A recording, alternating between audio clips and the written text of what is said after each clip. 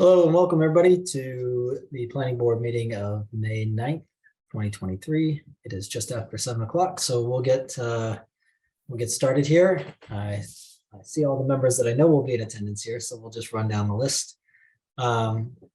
Please let us know if you're here. Linda. Here. Sue. Here. Andrew. Here. Rob. Here. And I am also here. We know that Mark is out of state and Haley unfortunately has resigned from the planning board, so she will no longer be attending in official capacity. All right, so let's start off with our first item of business for this evening, the draft scenic roads bylaw rules and regs discussion. So there's already draft rules and regs that have been put together. Thank you very much, Elizabeth. And those have been shared around. We've received letters from the CHC and from the Public Works Commission. What I was hoping we might be able to do, if there is someone from the Public Works Commission that would like to sort of lead this off, to go over sort of what was in their letter, their comments in that, and we can kind of start from that point. That works for everybody. Yes, Sven here from the Public Works Commission. Not sure if it would make sense to have, is Alan Cassard in here? Yeah. Perhaps to have Alan Cassard, the Director of Public Works, leading the points, and I can chime in on anything over and above that. Sure. Hi. Good evening, everybody. Alan Cathcart, Director of Concord Public Works. Just want to introduce on behalf of Public Works. We also have Andrea Solomon, who is another Public Works Commission commissioner who's present, and then we have for staff Steve Ducre, who is the town engineer. Steve Ducre's responsibilities are primarily oversight of the right-of-ways, issuance of right-of-way permits for utilities and structures that are sited and installed within the public right-of-way. We also have Aaron McCloskey, who is the highway grounds, superintendent. The allergies are just brutal. Apologize for my cough here. Aaron McCloskey is the highway ground superintendent, but also the tree warden. And I think we are interested in sort of participating. We've taken the lead where the planning board had mocked up a draft regulations. Staff has kind of reviewed it in detail. We shared it with the Public Works Commission, had a couple meetings to discuss sort of the, some of the issues. And I don't know if, in courtesy to, rather than staff leading, if Sven or Andrew, you want a preamble, because obviously I think there's an invitation for the Public Works Commission. I don't want to speak for you, and you folks have kind of heard some of the issues. So maybe a little preamble just to set the table would be helpful, unless you would prefer I do that. Andrea, should I take it, or do you take it? Sven, if you're ready, go ahead. Oh, okay. I'll chime in. I'll just chime in or support you where I can. Yeah, so I think from a Public Works Commission, there are a few, say, general structural concerns. One is that we might have conflicting rules and regulations. So one wish we had right from the get-go is also to have town council reviewing potential conflicts between regulations with respect to trees and roads, and in this case, how all of this fits in, and that we are not generating kind of a conflicting wording in the interest of our citizens, that they clearly understand which rules and have it consistent between it. The other larger area of attention is for us everything with respect to public safety. stone walls can have a lot of functions. There can be retaining walls and other things. And if there is damage on a wall that is structurally needed for public safety, there can be a fast action on it, and that there should be some regulation or some wording that enables public works to act in the interest of public safety quickly, and not have something sitting there forever. I think these were say the major underlying thoughts we had, and Andrea, I don't know if you have more points than that.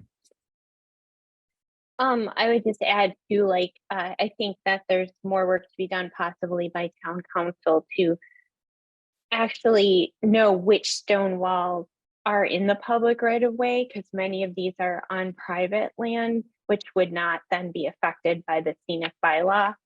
And I don't know if there's been further discussion on how to determine that, but that would save everyone a lot of time if we knew some of those ahead of time, especially in regards to where public works will be doing work.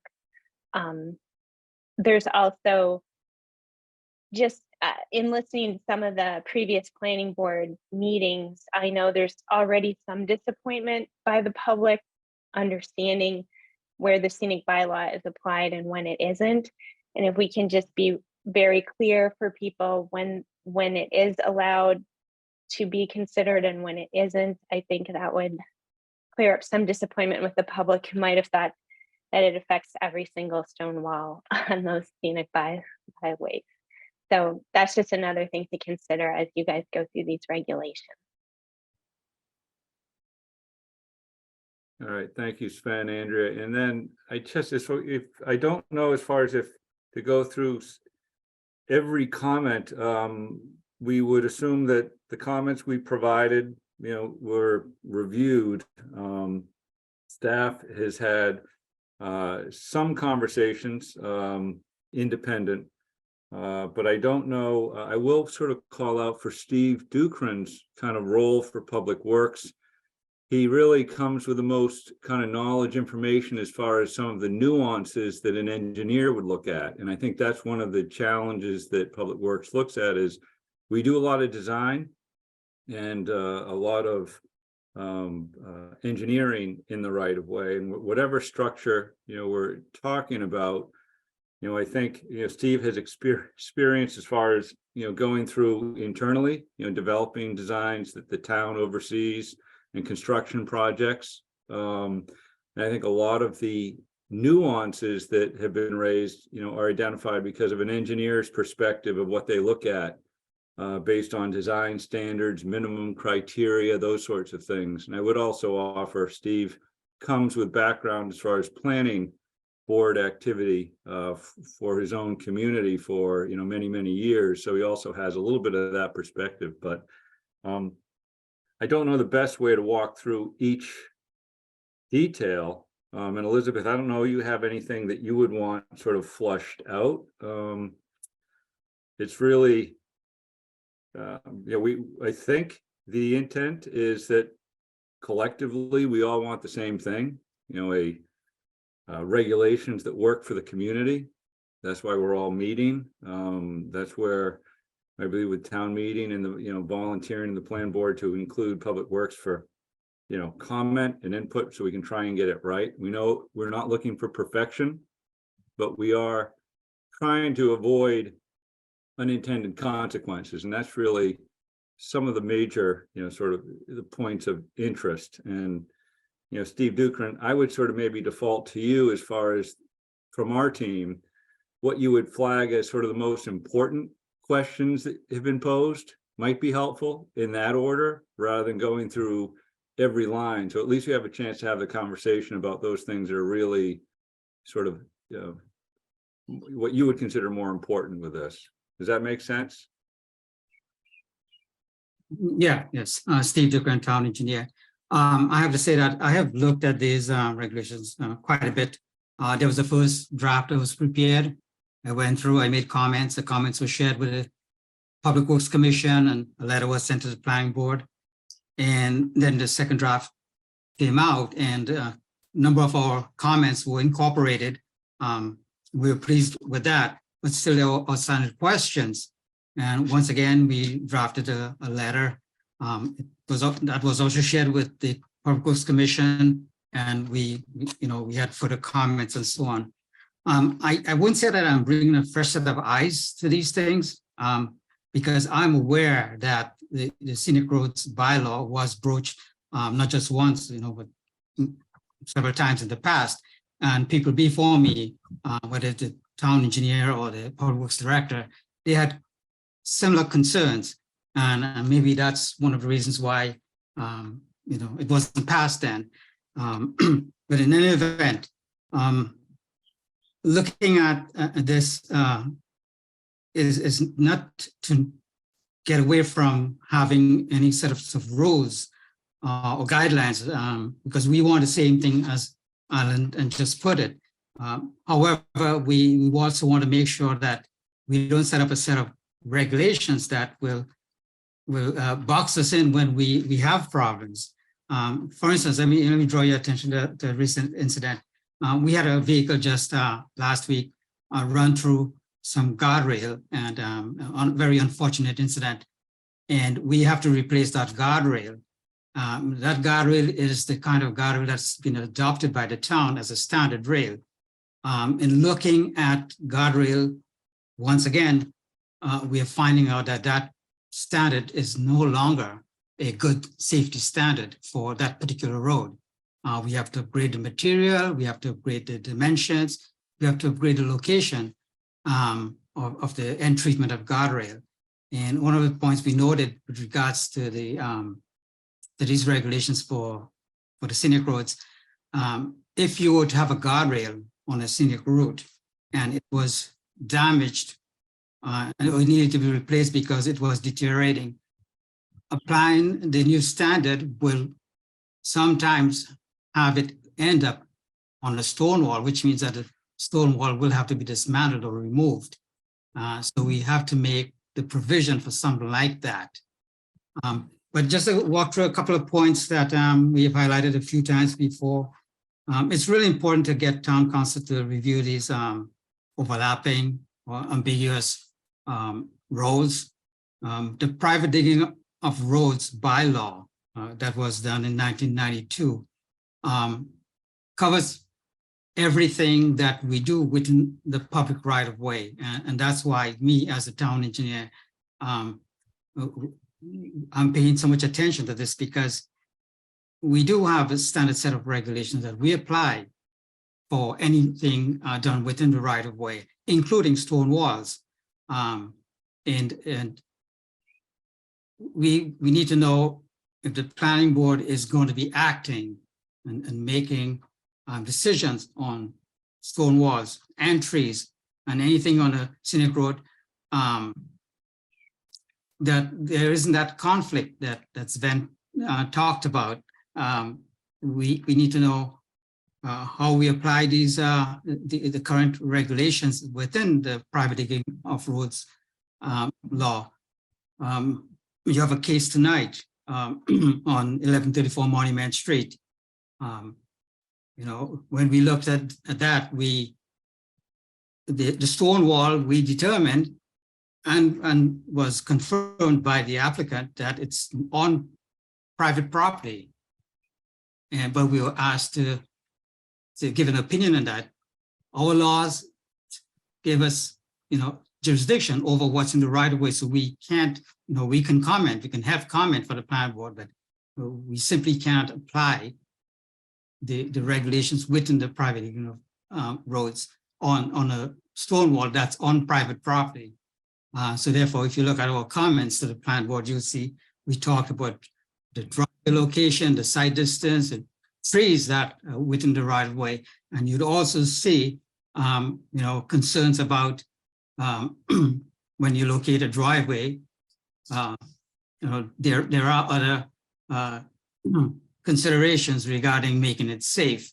So we really need that review, and I hope that review was done ahead of time, looking at all the policies and regulations that we apply. And so we don't have, by doing that, we get the clarification that we need, and we wouldn't be guessing all the time as to what's going on. One of the things that we asked in our letters is how do you define a stone wall? What is really? It's a wall. Is it? There must be some minimum dimensions. As an engineer, we use standards all the time. We use minimum standards, minimum dimensions. So that has to be worked out. And I hope the heads come together and really figure out what those are, and not just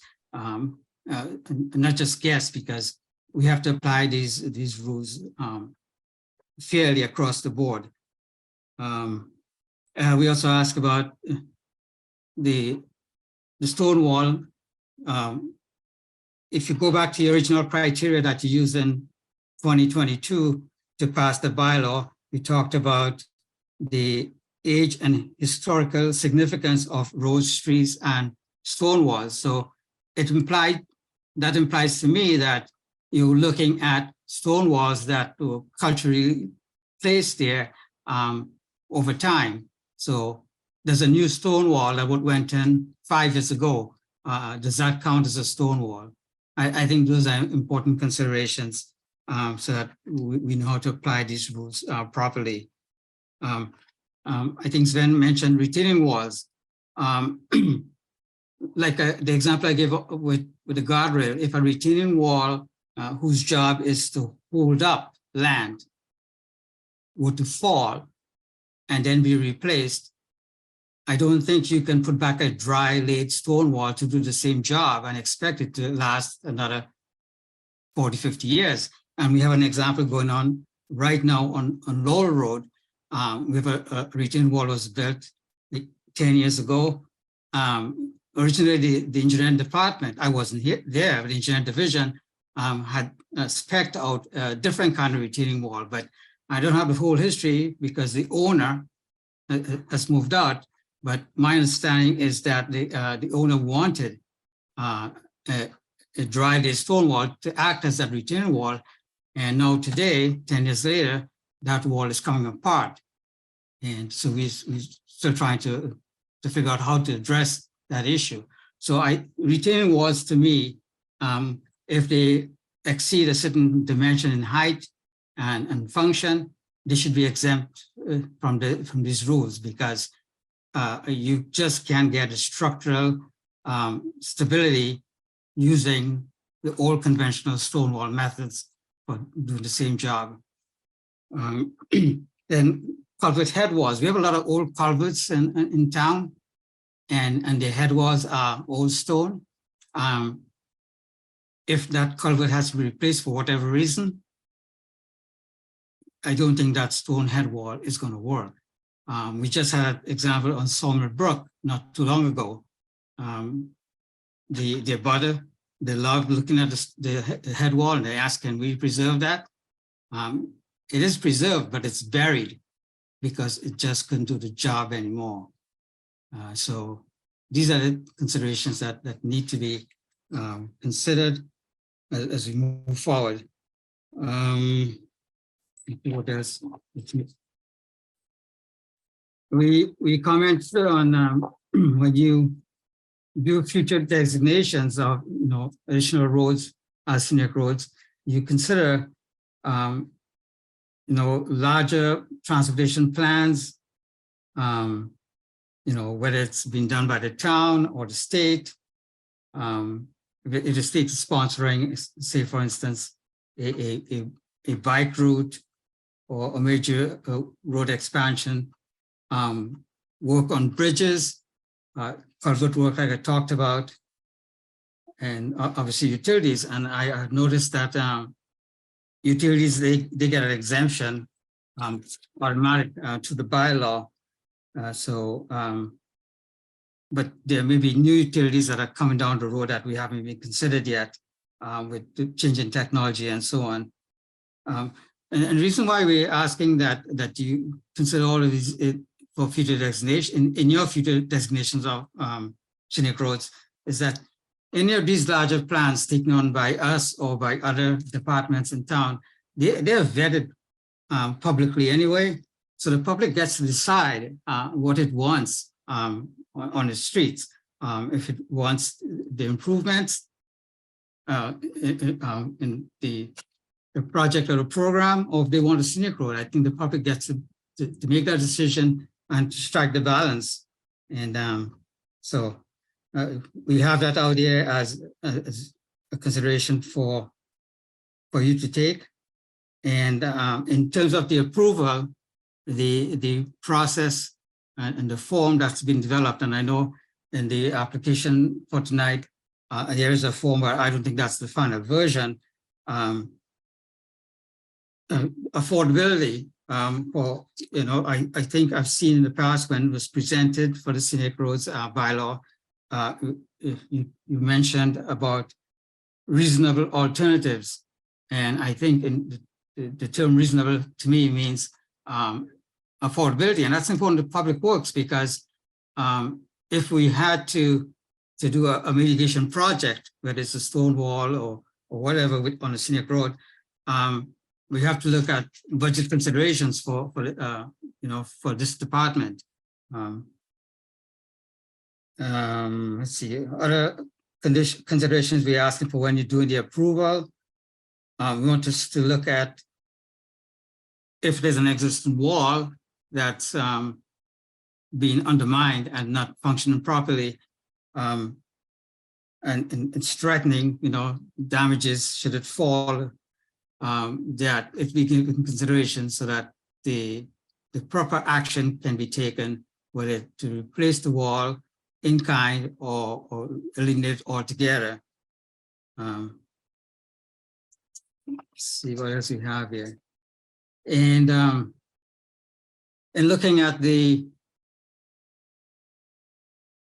exemptions, I mentioned utilities. One of the exemptions that we'd like would be certain transportation or traffic safety improvements. I mentioned the guardrail. If the offset of the new guardrail falls on a stone wall, and that stone wall has to be moved. If certain trees or even stone walls may have to be removed if they impose a site issue at an intersection. And so we like that to be an exemption as well. If a stone wall has fallen and so on a core, if a stone wall has fallen because of, it's just no longer can stand up, it's fallen on the sidewalk, onto the side of the street, we'd like those to be removed. If we don't have resources to rebuild the stone wall,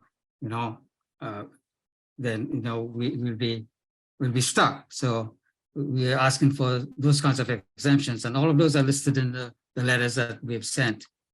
We have to wonder. Utilities get an exemption, so National Grid gets a pass, an automatic pass, but the sidewalk that people are constantly asking for doesn't get such a pass. That leaves us wondering. And going back to the possible conflicts and confusion between different regulations and bylaws. If we have those looked at carefully and evaluated, we'll see where enforcement has to be figured out. For instance, in private diggings of road bylaw, the enforcing officers are the Director of Public Works and the town engineer. So that includes enforcement over impact to trees and stone walls or any feature that's within the right of way. According to the new regulations for these scenic roads, the enforcing officer is the planning manager. And so we need to figure out who's doing what and how that's being done. One of the things that's missing too in the regulations would be we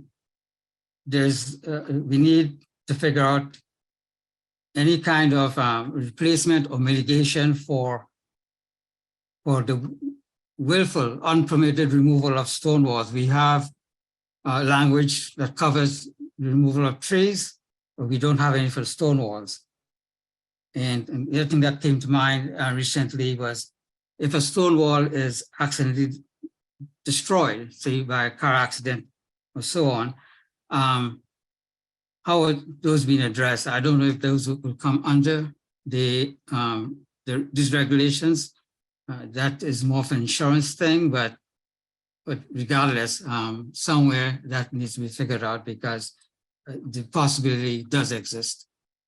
I think I've covered most of the points that we had raised at our meetings with the Public Works Commission, and a letter was sent to that effect.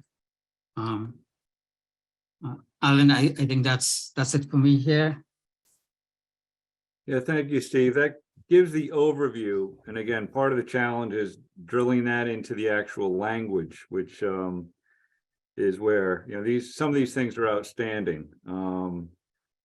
And I do know there's been some, you know, we haven't really worked through this, but I know there's been a conversation, I think, with Aaron McCloskey as far as the tree warden goes. We had identified some potential concerns for redundancy in review and responsibilities for the protection of the public shade trees. Aaron, if you want to talk a little bit about that, I think some of those may have been ironed out, but I think for the benefit of this crowd, not everybody's been sort of, you know, involved with the details, but are you available? I just want to make sure. Alan, yes, I am. Yeah, maybe you could just So- speak to the process, and I think we've come to some understanding. I think it might be worth sharing publicly, just so everybody's, you know, literally on the same page. That's part of what we're trying to do tonight, I think. Absolutely. Aaron McCloskey, Highway and Ground Superintendent, Tree Warden. So most of my comments were captured in the letter from the Public Works Commission to the Planning Board, but really just explaining that we do have a pretty resilient process for protection of public shade trees on all public right-of-ways, which includes scenic roads. And just wanted to state the fact that this is essentially a secondary redundant review that would be held in a second public forum. The first being a public shade tree hearing, and now in also a planning board hearing as needed. So, but you know, I think all of my comments and discussions with planning and Elizabeth have been pretty much addressed, and so I just wanted to capture that. And Elizabeth, can you share from your perspective how this is going to just work? Remind us all as far as you know, what the hearing might or could look like. Just so I kind of want to backtrack a little, because there seems to be a complete lack of understanding of the very specific and limitations on this section of Mass General Law. So a lot of the comments dealt with things that aren't even covered under the scenic roads bylaw under Mass General Law.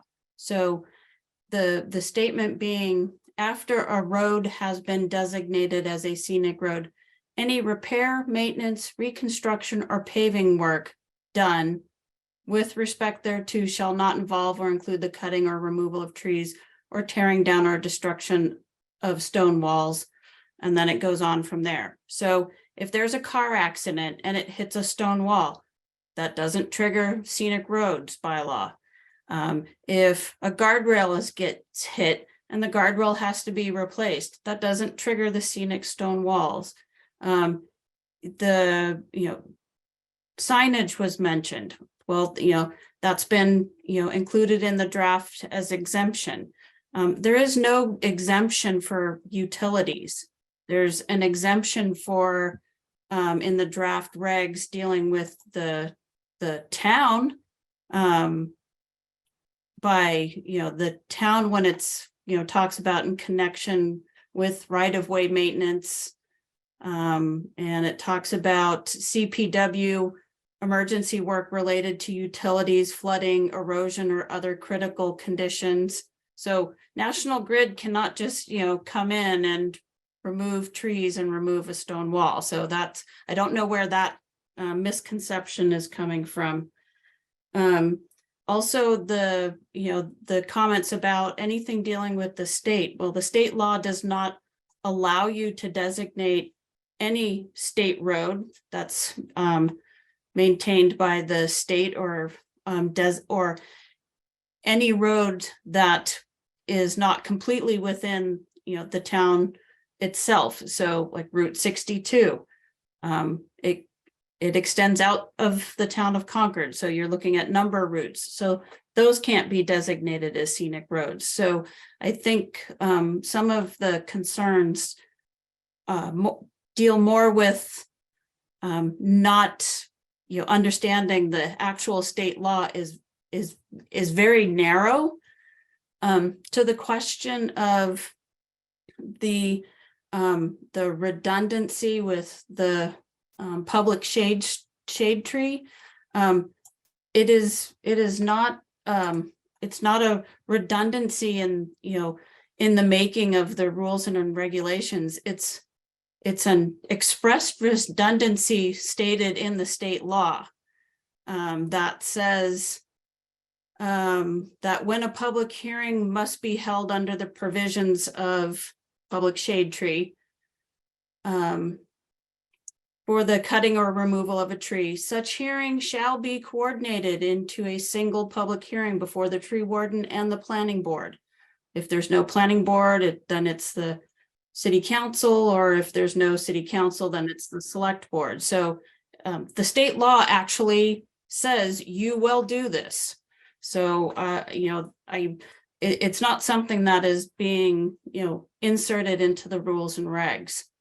I've spoken with the tree warden and, understand, he has a very straightforward, simple process. He still has to submit a legal notice. He still has to post an agenda. So we would just coordinate all of that happening all at the same time. No different than what he does now. Most of the time he has the public hearing during the day at the tree.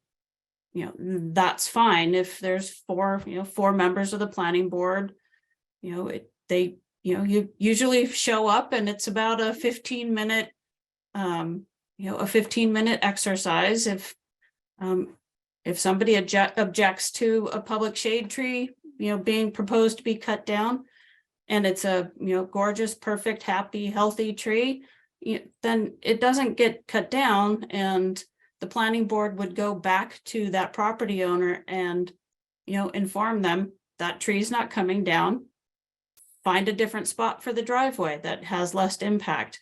And that's exactly what we are seeing with the application further tonight for 1134 Monument Street. And the comment,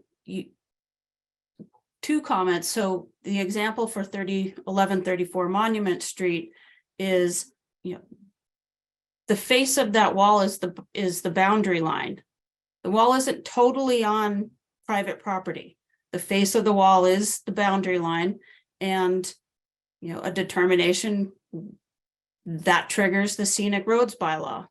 If somebody is building a new retaining wall or a new stone wall, they will have a plot plan stamped by a civil engineer.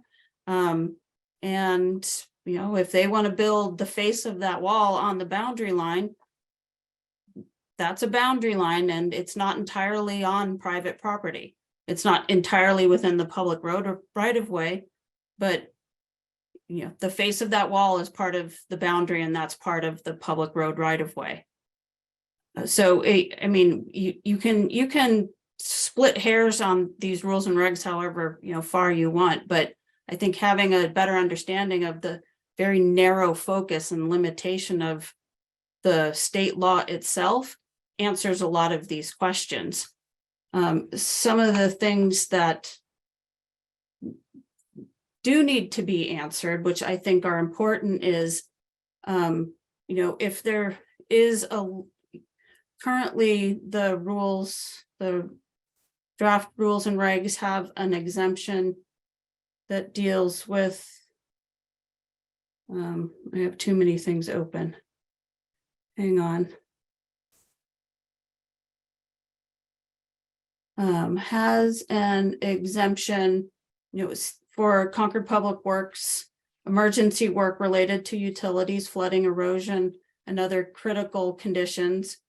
But if there are tasks that Public Works feels need to be specific items that are dealing with repair, maintenance, reconstruction, or paving work that they feel should be exempt, then I think those should be listed. So that would be one spot where additional help or additional discussion would be helpful. For the definition of a stone wall, and I know we have a couple of historic members of the Historical Commission on. You can't define exact dimensions of what makes a stone wall, because historically stone walls that were used for different purposes had different sizes, different shapes, and different dimensions. A stone wall for a pasture field with oxen was different than just a stone wall that was developed just to mark a boundary line. So as far as the definition, that's where having specific dimensions kind of doesn't work. But if the comment was, is there a way to expand the definition to be more specific on what is not a stone wall? That's another option that might get to the same conclusion. And the last other thing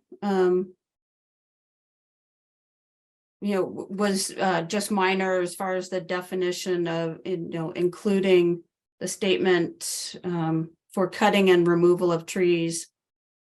It currently says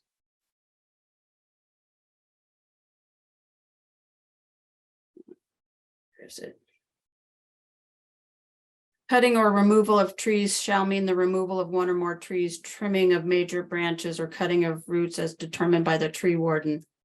I think a request was made that be added in consultation with the highway and grounds superintendent, which I don't see the reason to have that in there. I don't feel it's appropriate that rules and regs tell the tree warden who he has to consult with. I imagine he may consult with whoever he wishes. So that was one item. And there was a comment about application fees. I will put the request out to the town. Only the town manager has the authority to waive application fees. So if she would like to authorize a blanket exemption that can be included in the board's rules and regs, that would be her purview. It's not something that the planning board can do. So that request is going to be made. And then the last one dealt with the exemption for temporary removal or replacement of stone walls.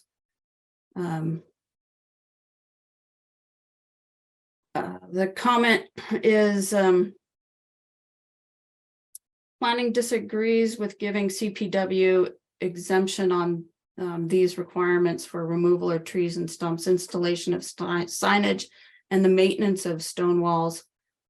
Well, again, if something is, installation of signage, the maintenance of stone walls does not trigger the scenic roads bylaw anyways, but if, if something is required for public safety is an immediate concern, such as, the accident on Lowell Road and the guardrail have to being, replaced, that doesn't trigger the scenic roads bylaw anyways. So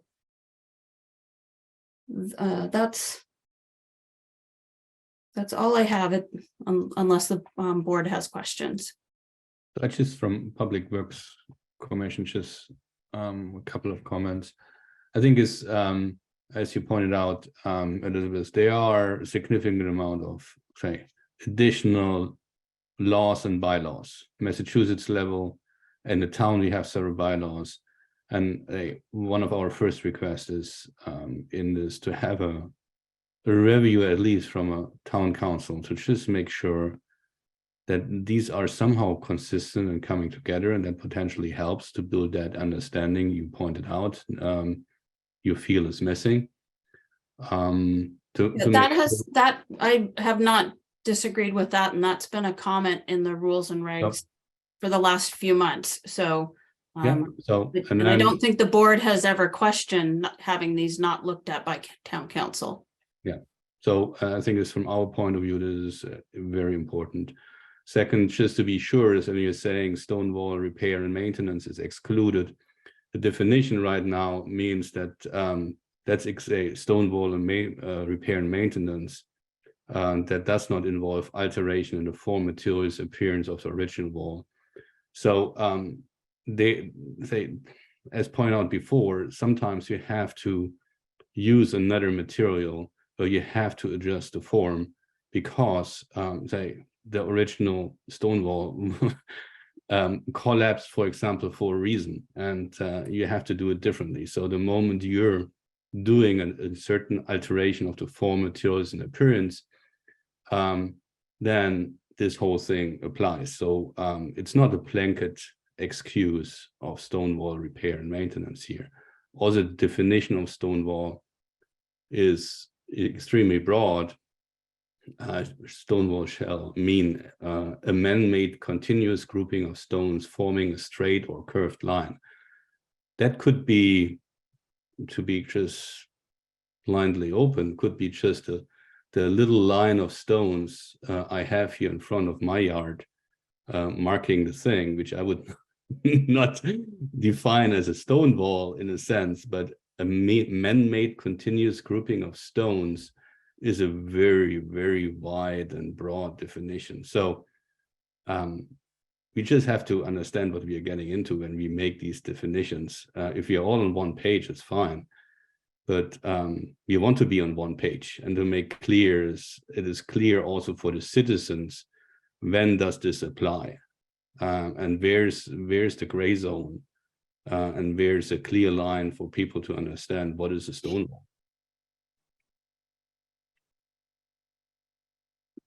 I would just add to what Sven is saying about making it clear for citizens and anyone who's coming who might need to know if a stone wall is in a private property or a public right of way. I know, Elizabeth, you said if it's touching a public right of way, it's in the public right of way and then comes under this jurisdiction. So I would just write that out, make it very clear so that when there's different staff or different people on the planning board making those decisions, they know if this stone wall touches the public right of way, that now it's subject to the scenic bylaw, just so that it's very easy for people to figure that out in the future. I think being clear is very helpful to us overall, like everyone involved. It's extremely helpful. Just to follow up on that last part, I think that is defined within the definition of right of way within the draft regs that are put together there. So at least my read of right of way would be inclusive of a stone wall that is partially, if just the face of it is in the at the boundary, it would be okay. Yeah, as long as that's something someone can look up, see, know, okay, like it's not up to someone else's interpretation. And Sven, I mean, I I've heard several of you make the comment about, you know, the definition of the stone wall, but I just want to reiterate again what Elizabeth was saying is that, you know, part of the problem and part of the whole reason for having this, adopting this bylaw is the type of stone walls that we're talking about are not these, you know, very standardized stone walls. They vary quite a bit. So it's both a good thing and yes, a very frustrating thing, and that you can't just say it's X high, Y wide, and that's what it is. That's a stone wall. So I think you know, part of that is you know, I don't want to say common sense, but it's just part of the discussion that goes into the application when someone's looking into it. One thing that we didn't touch on that I think I'm not sure if Alan said it or if Steve said it, was the affordability component. And I think the issue there is that's really not part. I don't even know how to address it really, but that's not part of the bylaw consideration itself. I mean, it's the Steve, you did say that you know, there should be public input on these things. But I mean, in a sense, there has been public input that these particular roads that would be added and any future roads that would be added to the scenic roads bylaw for Concord are worth maintaining, and that the town would be, to whatever extent the town is in, you know, maintaining the walls. It's not part of some private project. You know, that would be a cost borne by the town.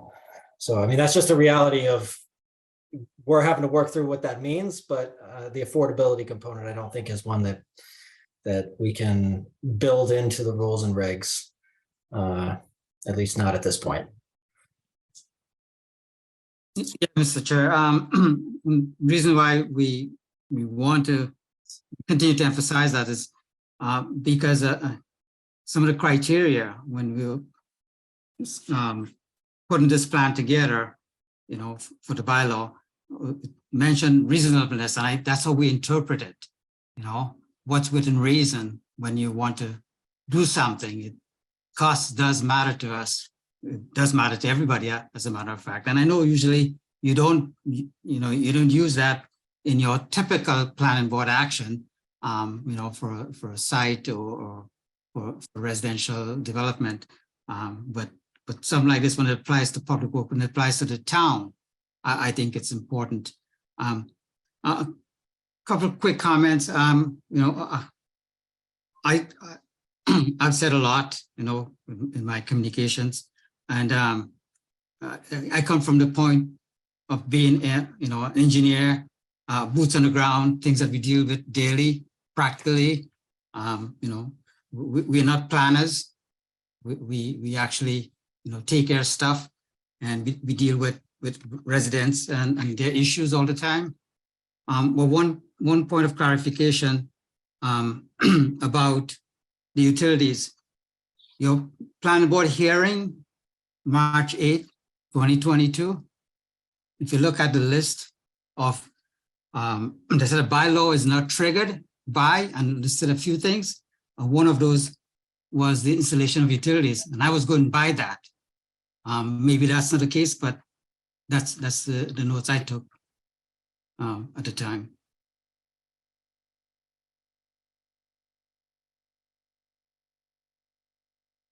Thank you. Sorry, I took a bite right at the wrong time. Thank you. I'll go ahead and open this up if there are any other questions or comments from board members. Linda. This is just a comment. Given that the town values our historic stone walls for their historical nature, you might be able to find funding to support the maintenance of these roads, perhaps from the CPC, just as we have found the cemetery to make use of that resource. So maybe we could be together somewhat creative about this because again, the town has clearly expressed their value of these over a long-term basis. Merely an idea. Go ahead, Elizabeth. My my first reaction is that probably is something that's eligible. So I can, senior planner and Clifford is on vacation for the next week. But I can ask her that question and forward that along to Alan and Steve for their consideration. The other item I was going to say, thinking about what Andrea said, and as far as what Sven had said and staff has commented about defining stone walls, if maybe I know that Melissa Salfield and Nancy Nelson, who are on the historical commissioner, on if there is a way in the definition of stone walls, not getting to specific dimensions, because they can vary, but obviously a stone wall is going to be a stacking of stones, at least two stones high or more. So the stones that people place along the road to keep people from parking on their lawn is obviously not a stone wall. So maybe if they we don't have to wordsmith any of this tonight, but that's something that maybe the historical commission can work with probably the master of stone walls, Richard Foreman, and we'll come up with a definition of stone walls that maybe starts to include some items of what is not a stone wall, and that might be helpful.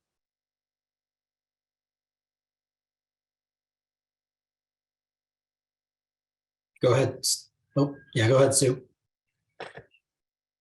Yes. So first of all, I've had some thoughts on the definition of a stone wall that I will send along to Elizabeth to forward as appropriate to anyone. And I've had some other comments on the draft bylaw about wordsmithing, of making sure that the language is legally binding in the way that we mean it to be, but I don't think that rises to the level of discussing in this open meeting.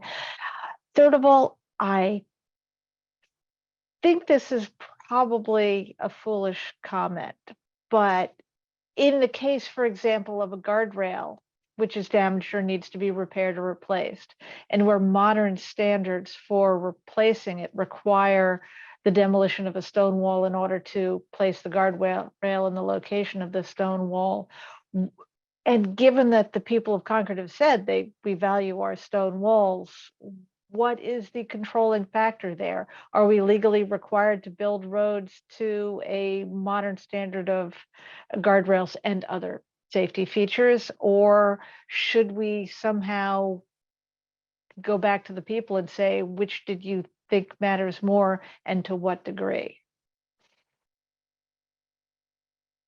I'll defer to Steve as the town engineer, but it's my understanding there's engineering practices and requirements and actual AASHTO standards dealing with guardrails that you do not, if a determination and in engineering practices says a guardrail is required because of these requirements, it has to be built to very specific standards. It's not a Steve, go ahead. I mean, I know there's different options based on different speeds of the road and curvatures, but you don't get to just do a post and rail fence and call it a guardrail. Right. So I could try to answer Sue's question. Her question is, what do we do? Do we look at the standards or do we go back to the community? So I can speak for the engineering community, but I can't speak for the residential community. So that's the simple answer.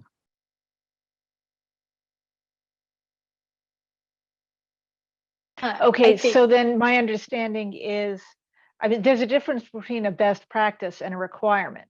So it sounds, Mr. Ducan, like you're saying that it's not necessarily a requirement if the people of Concord say, we know that this is the best practice and we don't care. We think the wall and the tree are more important. Or are you saying that, no, the best practice is the requirement and that's what we're going to do because that's the requirement? So as engineers, we will go with what's the standard methods and for engineering and construction. We have to protect the town when it comes to safety. We have to protect the town when it comes to liability. So if that has to be overridden, it'll probably come from town council and an insurance carrier. Okay, thank you.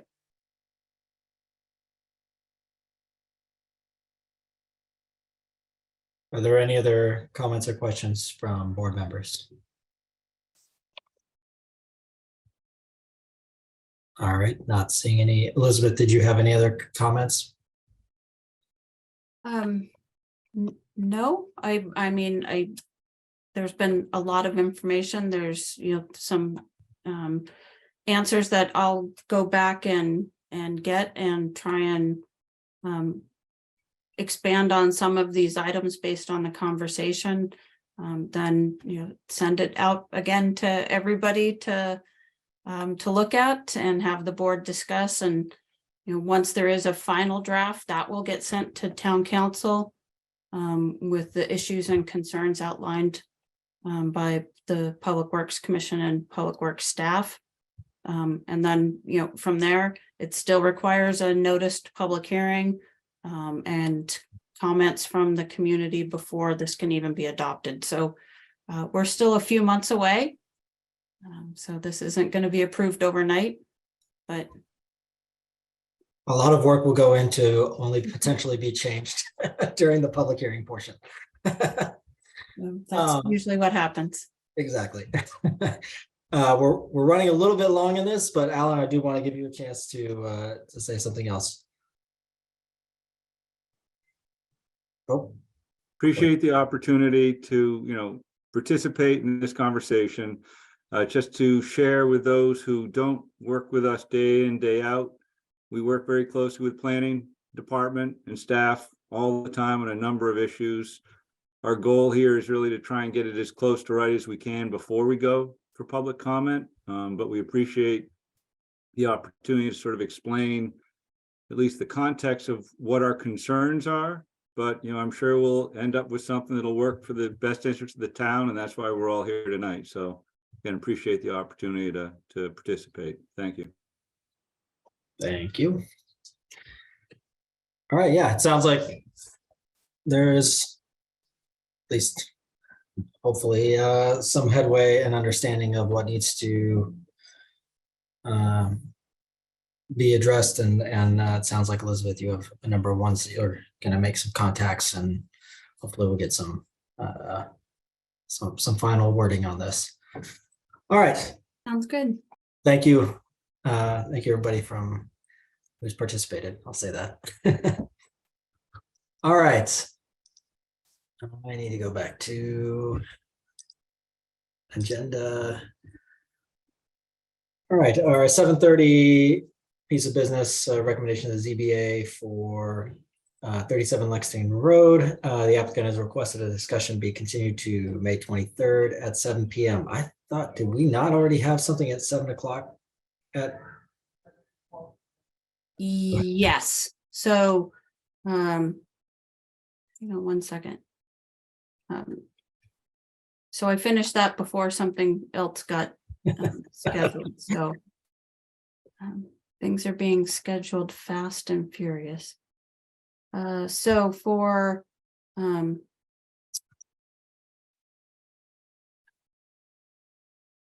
so I'm gonna ask Heather to jump on. There's a 7 o'clock HDC member appointment process discussion that you put on. Yes, but I don't The think agenda memo says to continue it to 7:30 though. Yeah. I have the other agenda one open. So one says 7 and one says 7:30. So let's go with, 7:30. let's go with 7:30. Would someone like to make a motion to that effect? Sure. I move that the planning board continue the hearing for a recommendation to the ZBA for the Concord Center for the Visual Arts for a special permit with site plan review under zoning bylaws section 7.1.3, 7.7.2.12, 11.6, and 11.8 to demolish the existing Coleman Gallery and construct a 2,593 square foot addition to an existing 7,349 square foot non-conforming structure and relief from parking at 37 Lexington Road, parcel number 00152, May 23rd at 7:30 p.m. I'll second that. Thank you, Andrew. All right, all those in favor, Sue, Aye. Linda, Yes, Andrew, Yes. Rob, Yes. and I'm also a yes. All right. Third bit of business, site plan review, public hearing, application of MAP Holdings LLC under section 7.7.3.4 and 11.8 of the zoning bylaw to allow modification to parking layout for a new restaurant at 794 Elm Street, parcel 1899-1. This is our Dunkin' Donuts just off the Rotary. All right, so is the applicant here to Yes. share updates? Yes, Mr. Chairman, Brian Levy from Beverage and Diamond for the applicant. With me on the phone on the Zoom tonight are Mark and Megan Page, the applicants who also live in Concord. Eric DeBrule, our project engineer from Bowler Engineering. Bob Michaud from MDM Traffic, our registered professional traffic engineer, and Jason Scott, the architect. And when we finished up last time, we had one sort of main issue we were focusing on that was open, which was lighting. And I think what would be the best use of time would be to put up on the screen the draft decision that Elizabeth has prepared, along with the red line of our comments on that. That will sort of take us through the open issues. And if that's all right with you, Mr. Chairman, I'd propose to try to share my screen and just walk through that document unless you have some other way you'd like to move forward. Elizabeth, go ahead. I see you. So I think it might be more helpful if the architect goes through the changes. Yeah. To the plans as far as the lighting and just gives a little update about the lighting from the previous questions. And then I had one additional comment about 2 comments about the lighting. And then we can go to the decision. I have additional edits that I got from a couple of planning board members as well as from Public Works Engineering, and then we can kind of go through the decision there. But I think it would be more helpful if the questions got answered in that manner first. So Elizabeth, would you like to see the cut sheets of the lights? Is that what you have in mind? So I know your architect did revised plans that show revised locations for where the light fixture is going to be, and Okay. then the cut sheets, and then there was a photometrics plan was issued. So maybe if we can just have him go through the lighting. Okay, so I believe you're talking about the elevations was showing the Yep. light on the building. I don't know if Eric or Jason can share those, or Elizabeth, you can share those. I don't have those handy. I can share those if you'd like. Great, thank you. Give me 1 second here.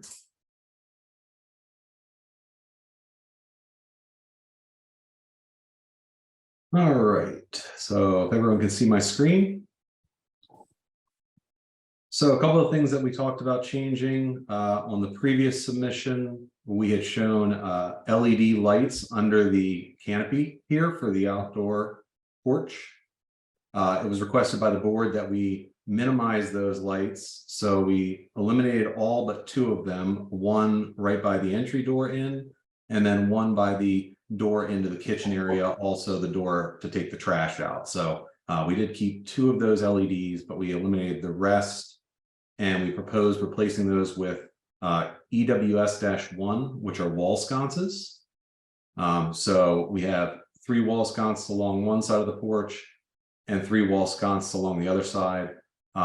Disregard these lights. I'll show you those. They're higher up on the building, but the way the photometric just shows them, it shows as if they're down at the porch level, but the elevations, I can show where those will actually be mounted. Additionally, it was requested that any of the exterior signage not be internally illuminated. So in lieu of an internally illuminated signage, we proposed 3 gooseneck lights, which are here. And then, like I said, there's 2 more. They're higher up on the building above this porch. I'll show them on the elevation, but those lights are just for illumination of the signage. On the side of the building, we had previously shown 2 wall packs. We eliminated one at the rear, did keep one for the stairwells, specifically for lighting these stairwells at night. That fixture will be on both a photocell and a timer. So the timer will override it at, I believe it's 11 p.m. I could be wrong, but whatever the time regulations are, the timer will override the light so that it will always go off at that point. In the back, we did have a few additional wall packs. We eliminated 2 of those, did keep one of them, but this one will only be on a switch for whenever they're needing to go back there, maintenance, clean up, if they've got to do any utility work. That light is not meant to be on with the photocell. The other wall pack we did keep, the board saw this previously, is over here on this side. Again, it's just to help light the ground on this side of the building. Bowler's photometric will help to show that. It's not going to throw much light out beyond the building. I believe that is it for the fixture changes. We did keep the emergency lights that were talked about previously that are just for the exit doors and are only coming on in the event of power failure. They're just emergency lights. I'll go to the elevations. So here are the wall sconces shown now on the porch. This would be the sign, again, non-illuminated, and then the wall, the gooseneck lights would then illuminate the sign. On the rear of the building, we have the 1 wall pack that will be on just a switch, again, for maintenance, utility work if needed. The other wall pack will be on the photocell with the timer override. And then the front of the building, again, you'll see the 3 wall sconces we were proposing on the porch there. Again, the Duncan sign, non-illuminated with 3 goosenecks over top of it. And then on the stairwell side, just the 1 wall pack for illuminating the stairwell. Were there any questions for any of that? Yeah, I wanted to ask, do you have in there what the light for the sconces, what the light throw is in comparison to the overhead light that would have, the can light that would have been in there? The foot candles are much lower. So Bowler has a full model, I believe, that Eric can share with the building and the site model. This was not submitted to the board, is just part of the information, but this is the photometric of just the building lighting. So does not add in the parking lighting, but you can see with where the wall packs are, you're looking at 2 foot candles. By the time you get out to the edge of the porch, you're at a half a foot candle. So again, these lights, I'll show them to you. Very historical feel of the Concord area. Again, I'm sure you've seen them on buildings all over the place. Frosted lens, LED bulb. It's available with, again, 2700 to 3000 Kelvin. the fixture allows that versatility with the bulb itself, but it is again, very low throw wall sconce. Okay. Can you scroll over, sorry, on the previous plan, can you scroll over to show the light throw for, okay, so there you've got the foot candles I see don't go all the way out beyond No, the that's stairwell why. to show how much light throw there is into the wetland. No, Bowler's photometric combines this for the building and the site photometric. So theirs will be all encompassing. This is, with the way the software runs, it is just modeling the building. So it only goes out so far. But when Eric brings up his, you'll be able to see again how the whole site is modeled currently. Okay, great. Then we may as well move ahead to that. Okay. I can stop sharing, and I guess if Eric has his set up. So Nathan, I did, so we just got the light fixtures, and I did let everyone know that the cut sheet that they proposed is not a dark sky compliant fixture. I mean, you can see the bulb. Yeah.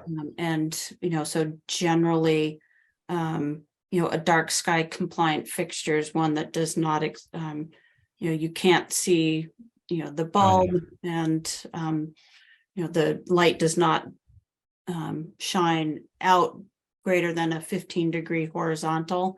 So there are that type of fixtures for the lighting bylaw got adopted, but they do have that same exact fixture where the lighting element is actually like up in the house. That in the housing, yep. Up in the housing, and it does look so. In trying to move this forward, there was a condition that the lighting cut sheets can be provided prior to the issuance of a building permit, and I can review them and make sure that they're dark sky compliant. So they don't need to pick a light fixture now, and we can, there are so many options out there that we can find one that looks, almost exactly, if not exactly like that. So I'm confident that that can be addressed. Good. Yeah, I mean, that was part of my question, was just being that it's recessed inside the patio area, if it's throwing out less overall light than a recessed can light. It was that you're answering the question I was wondering about. I just didn't know if that would apply if it's itself housed under an awning like a patio area, but it seems that yes, it should. Okay. So lighting is kind of the hardest thing to gauge, until you're kind of out there as well. So yeah. The other option, the original question regarding the recessed lights had to do with just the physical number of recessed lights. Yeah. I mean, 10 recessed lights. It was just whether the number of lights was laid out. If they were going to be 6 feet apart, I don't think you could get to 10. So it wasn't the choice of light fixture. Recessed lights are great as far as being dark sky compliant. So I think it's kind of an architectural choice between a dark sky compliant wall sconce or recessed lights. It was just the conversation the board had was, the first plan, it didn't show the light layout. It just said 9 to 10 lights, and that was the conversation about whether that was too excessive from a lighting level. So, I kind of leave it up to the board to have the conversation with the applicants on, we can wordsmith the decision to allow, both of those options, and just go forward from there as well. Yeah, in sort of defense of what we put on the table here, this is a fixture that my client would like to use. It's also a fixture which is covered by a porch, which is 6 feet on one side and 8 feet on the other side. The fixture is technically outside, but in fact, it's essentially indoors. The covering over the roof covering over the fixture really captures the light.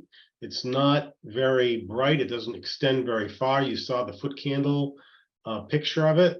So although it may not technically be a dark sky fixture, we think it's a nice fixture for Concord and the location.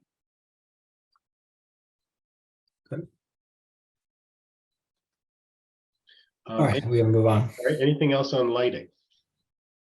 Well, yes, I'm still, sorry to harp on this, but I'm still trying to figure out if the wall pack over the exterior staircase will or will not cast light off the property. Yes, very good. So let's move Yes. to the photometric plan, please, Eric. Thank you for reminding us.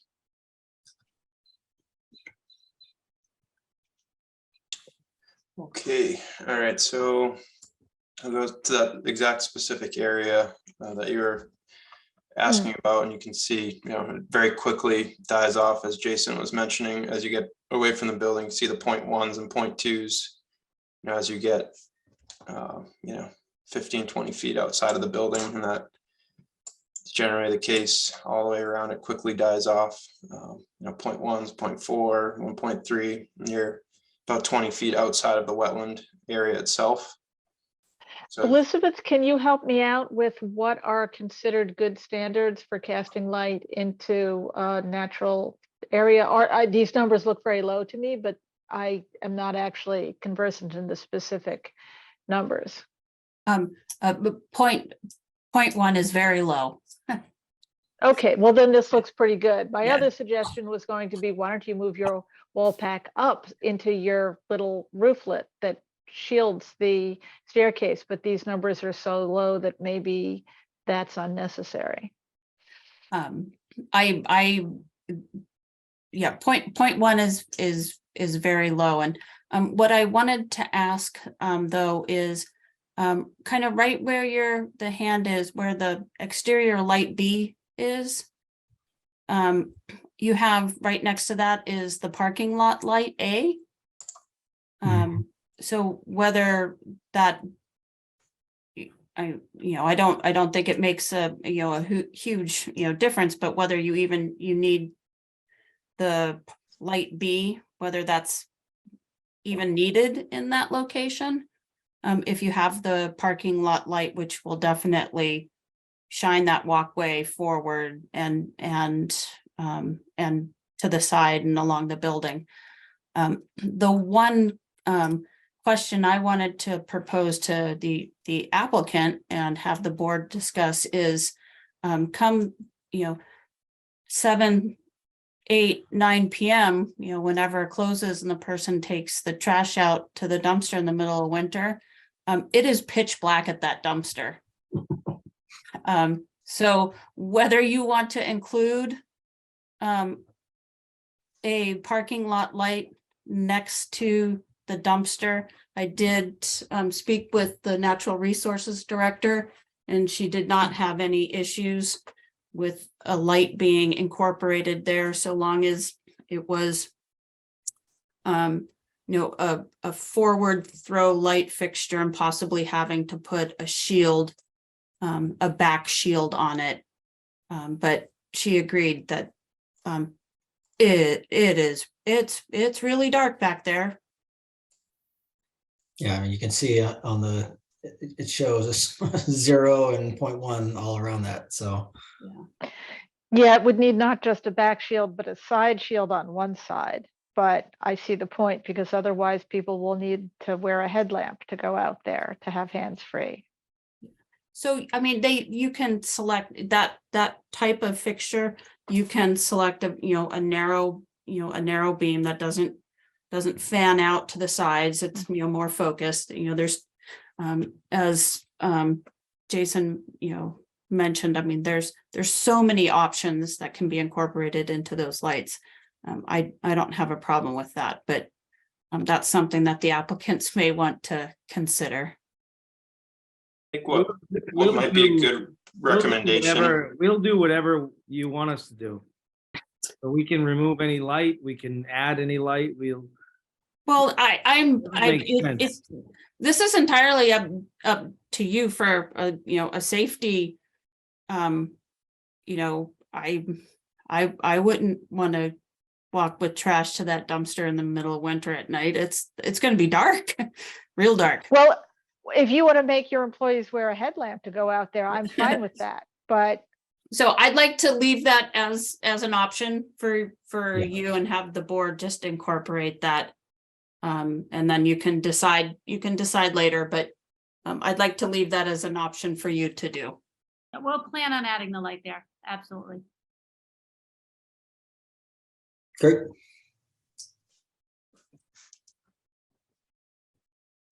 Is there anything else on lighting? I'm just seeing if are there any other board members with questions or comments on lighting? I just want to say I appreciate the change from the on the exterior signage lighting. I think this is a great improvement. So appreciate yes, that. same here. Very glad to not see interior lighted. And oh, we ask about the gooseneck lights, just to make sure that they're 2700 Kelvin and not excessively excessive. So there is a cut sheet for that, Jason. I don't know if you can access that quickly. I assume they're fine, but we really ought to check.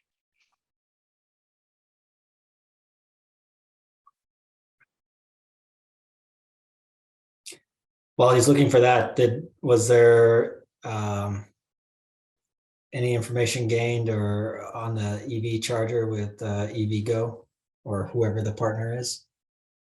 So I actually emailed CMLP, and the applicants have reached out to CMLP, and I received confirmation that they are definitely interested in working with them. And I would also like to incorporate, and I don't remember if I did, and I'll have to look, incorporate in the decision flexibility on the placement of that EV charging, so that they can just work with CMLP, and CMLP will assist them as far as where that should be placed. Oh, yes, you put that in the decision. Okay, good. Yeah. Okay.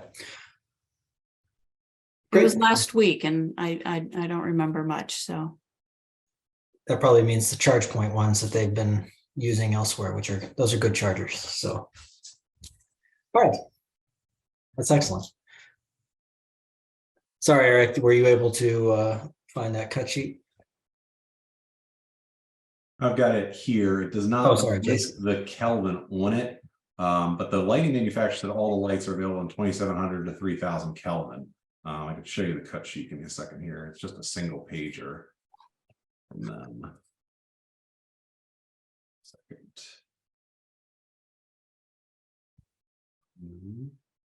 Moves in.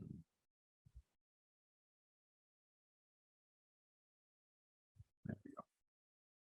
So that's the proposed gooseneck fixture. It's a 50 watt is the wattage, but this is just one of those cut sheets where they don't show you all the lumens and the Kelvin.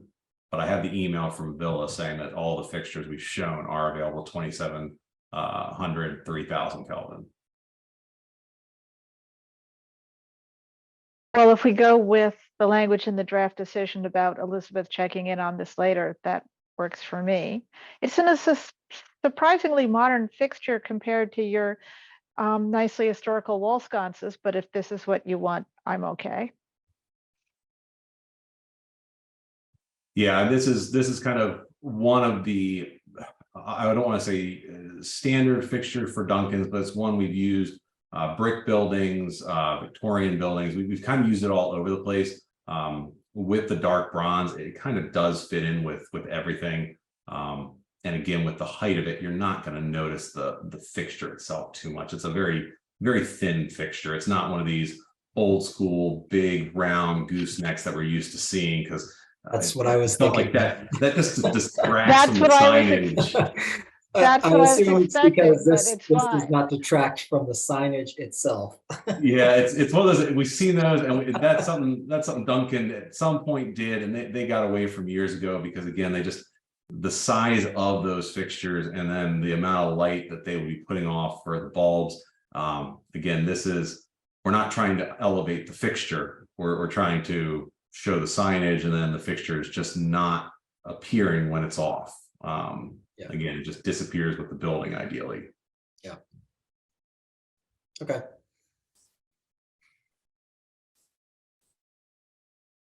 So Elizabeth, is there anything else you wanted to go through before moving to the decision? If there's anything else the board wants to go through.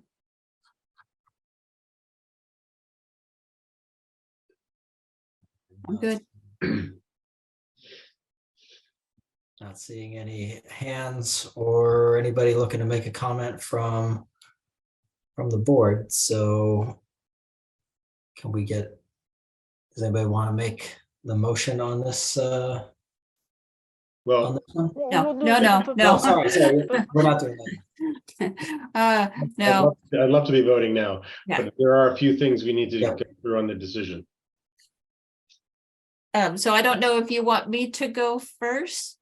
Yeah, why don't you, it's probably best, Elizabeth, if So, you. well, my question was to the chair, Oh, sorry. whether Yes. he wants me to go first or whether we should go through what the applicant, because I know Sue sent some comments and I've been trying to go through those, and a lot of, quite a few of them are just, minor clarification edits with sentence structure but I don't know, Sue, if there were like just a couple of standout comments you wanted to try and revise now, or if whatever the next project that goes through, we can clarify some of the standard language.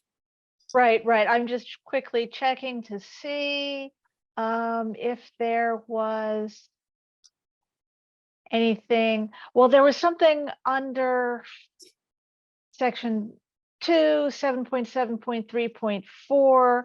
The board believes Okay. that because employees will arrive so early, will park in this location, will be available to move a vehicle if needed. So let me share The my board- screen, because I didn't know if that rose to the Yeah. level of actually needing to Yes. discuss or not. So I did get comments from Linda, and she suggested this wording that's in the bright blue. And I think that clarifies the issues and concerns that you were talking about. Is that better? Perfect. Okay, and just checking, was there anything? This is not, that's wordsmithing. So I might as well I'll go through the yellow highlights in the draft decision that the board got were just, the findings in each of those sections. So just calling those to the board's attention to make sure that I actually included all of the items that they had originally discussed. And the applicant has, provided all the, additional information. I would probably recommend just including the conversation from tonight regarding, just the, flexibility to, add an additional parking lot light near the dumpster, and the board can discuss the wall sconce, whether they feel that the low light level with the frosted glass is sufficient. And the applicant did, after this decision went out, the applicant has provided updated plans with revision dates, so those will all be updated for the latest plans. And then the exterior light with the new light fixtures will be incorporated into the decision. So this would be updated with the gooseneck lights, being taken off. And I think that's, and then working with engineering, I noticed the previous standard condition that they provided was not very specific for a commercial project. It was one that they had used for a residential project. So the difference in this is that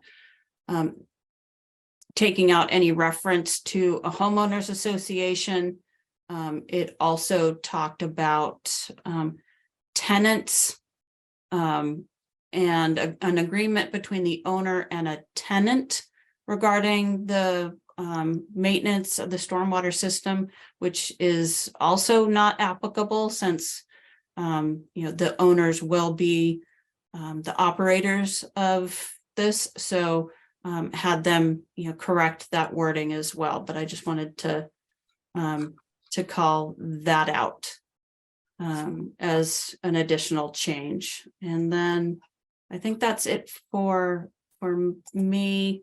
And then Sue, I do have your version if you want me to bring that up, if there's other items.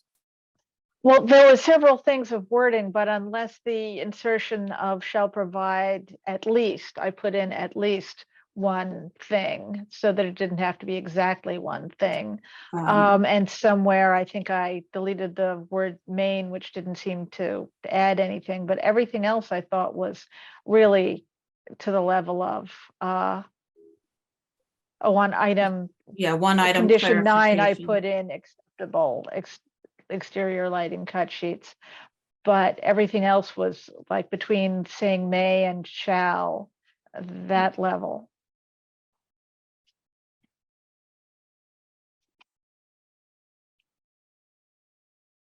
Okay, I think that's it. So Brian, if you want to bring up your version and go through your edits, that would be great. Thank you. Okay, can people see the screen? Yep. Yes. All right, I'll make it a little bigger.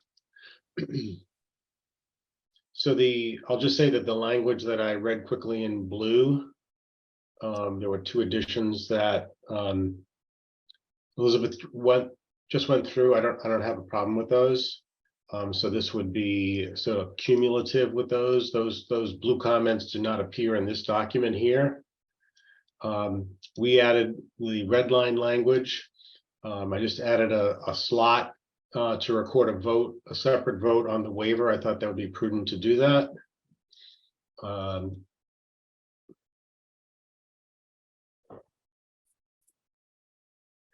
I added a comment here for this discussion regarding MassDOT, recounting that our registered professional engineer represented to the board, so you'd have this in writing, that he had conferred with MassDOT regarding the project and was advised that the highway access permit, that no highway access permit was required, so you'd have that in the record.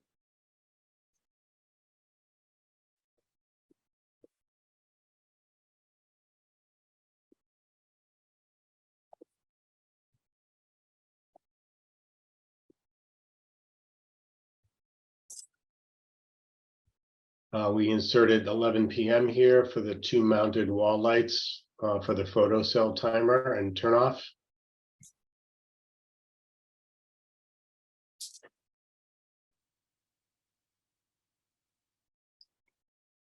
Here we added the dates of the updated dates for all the plans we had submitted. This item here is incorrect.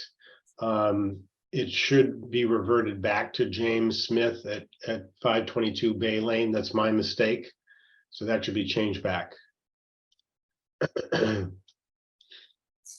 We've now added all of the model numbers for all the cut sheets that we have provided. And really, it's a matter of number 3 and number 31, which relate to MassDOT. So number 3 says before we can start any work, we have to provide the building department with a copy of an access permit or written documentation from MassDOT that the permit is not required.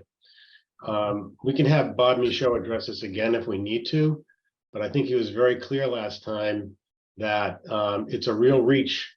It's just not reality to expect us to get a sign-off letter from Mass Highway from something where we've already met with them. They've told us you don't need to apply. So to get them to put that in writing is not something that we can risk not being able to build the project over. So what we have proposed as an alternative is to simply state that if it's required by law, then we have to get it. And so the risk is on us. If we've made a misrepresentation, which we haven't, or if we've made a mistake, the risk is going to be on us that we don't have the permit. And it's really difficult for us to live with the language that was proposed here, that we're going to go get something that we know we can't get. Number 9, I think, can be struck because we've now provided all of the lighting cut sheets. And then I think all we do is we go down to number 31 here, which is the other MassDOT issue. The way this was written, it said the applicant shall install a no parking sign adjacent to Elm Street. Again, we cannot agree to that as a permit condition. It can't be asked of us to include it as a permit condition because it's not something that the applicant can control. We cannot require MassDOT to give us a permit. We cannot be at risk of not being able to go forward with the project if MassDOT won't give us the permit. All we can do is agree to apply, which we've done here. We said the applicant shall apply to MassDOT for the no parking sign. If we get that approval, it's because MassDOT is willing to give it. If they won't give it, then we can't put the sign up. And I think that's it. Those are our comments. Thank you. Thank you. Elizabeth, I see your hand up. Go ahead. I don't, other than the board finalizing their conversation about the lighting and condition 9, I think condition 9 needs to stay unless the board finds the wall sconces with the frosted glass is acceptable. And then the items as far as Mass DOT, I don't have any issue with how the conditions are worded. They're right next door to Mass DOT and state police, so I'm sure if they aren't happy with what they're doing, they'll let them know right away. Thank you. Go ahead, Linda. You noted that the photo timer would go off at 11 in the evening.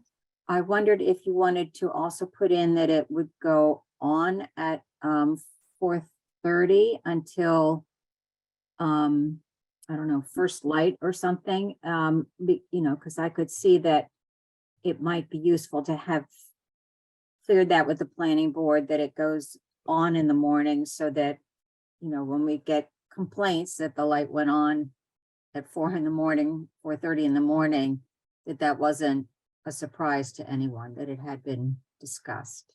Thank you. That's good suggestion. Thank you. Sue? Yes, on 4:30 and 11, I was just wording it as no earlier than 4:30 and no later than 11, so that the timing could be shortened if the applicant ever should wish to, but they would not be required to. And second, on condition 9, I agree with Elizabeth. I thought her suggestion of using that exact same wall sconce only with the light bulb recessed in the housing was great, but rather than hold up anything for the applicant any further, I would be quite satisfied with condition 9. I agree.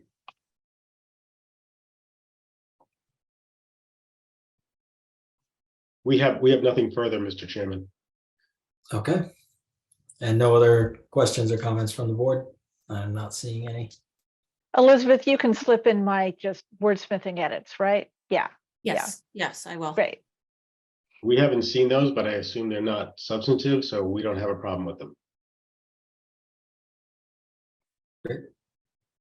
Thank you. All right. All right, so where does that leave leave us with this at this point?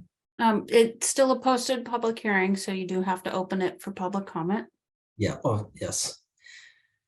Is there any public comments for this one? I'm looking.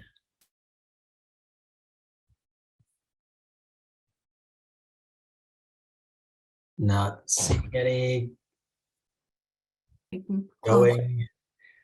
What's I do see there's one or two phone on there. What's the procedure for doing the raised hand function on the phone? Just in case. Heather, do you know? *6 to mute and unmute. Oh, there you have it. So if you've called in and you want to unmute yourself to make a comment or a question, please hit *6. All right, not seeing any. I think there is not. You can close public comment Yeah, and the public hearing and ask for a motion from the board. I will close public comment and this hearing. And now I will take a motion from the board if somebody would like to do so. Someone else needs to do this. I only have to. I'm looking for the memo. Okay, give me a sec. This is, watch me try to figure out. Here we go. I move that, wait a second. I move that the planning board grant the application of MAP Holdings LLC under section 7.7.3.4 and 11.8 of the zoning bylaw to allow modification to parking layout for a new restaurant at 794 Elm Street, parcel number 1899-1. Do I need to throw in and grant the waiver for parking? See, now I need to find another document. Oh, and I just closed that document so that I could see this. You can just say and grant the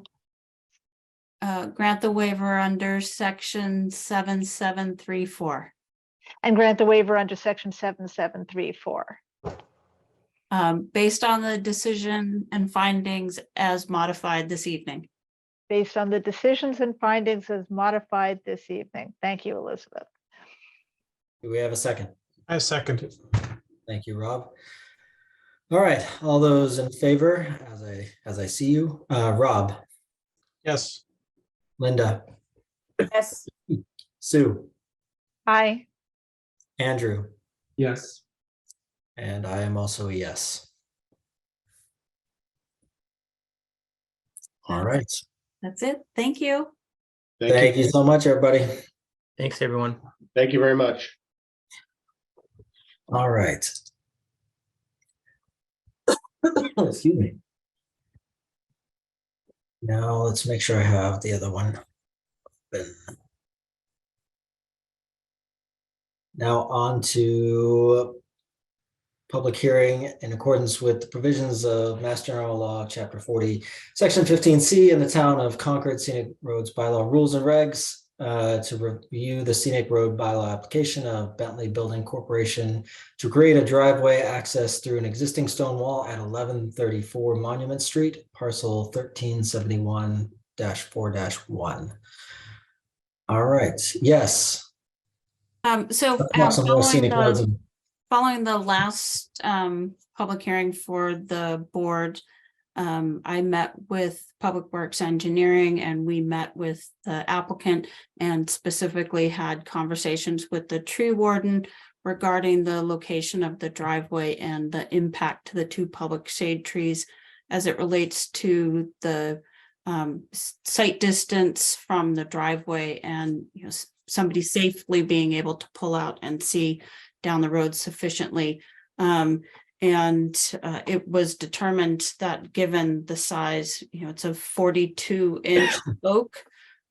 If you're exiting the driveway to the left, And that removal of either one of those public shade trees was, in the opinion of the tree warden, not an option.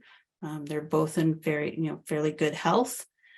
So if we talked with the applicant about the possibility of moving the driveway down a little bit further, there's two smaller public shade trees that are, the canopies are not as large. They're set back a little bit further closer to the stone wall.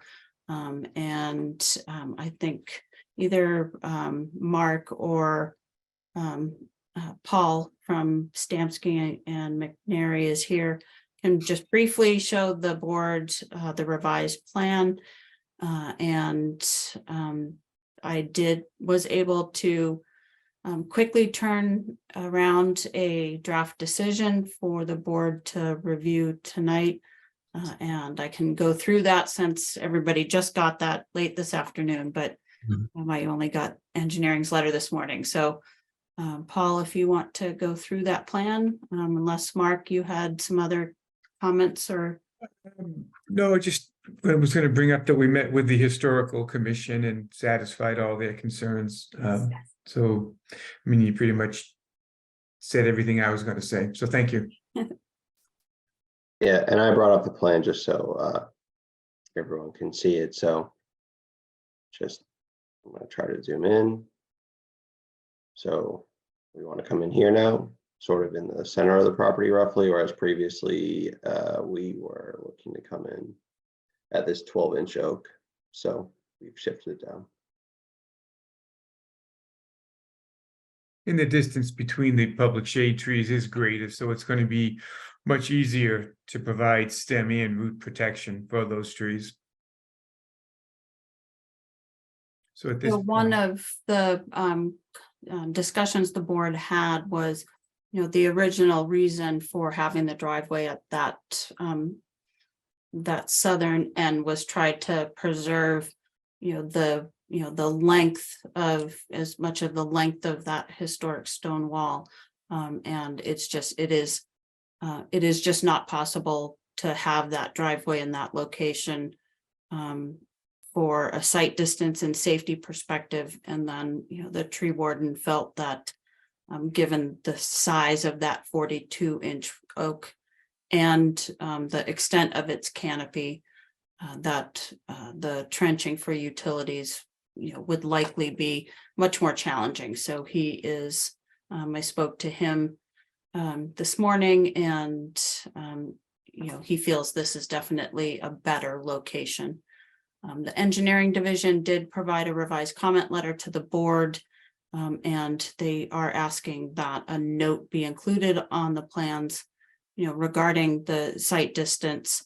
There is still some obstruction, but that, once you pull to the edge of the driveway, to the edge of the roadway, you can, see around that, both of these trees